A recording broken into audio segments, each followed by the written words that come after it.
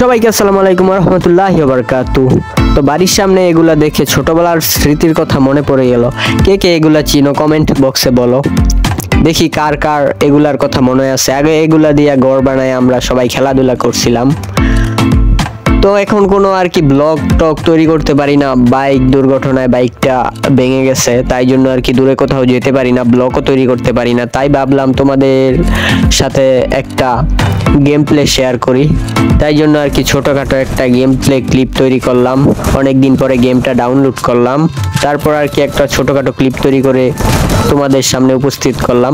আমার game play তেমন একটা ভালো না, তবে যেমন পারি তেমন তোমাদের জন্য আর কি দিলাম।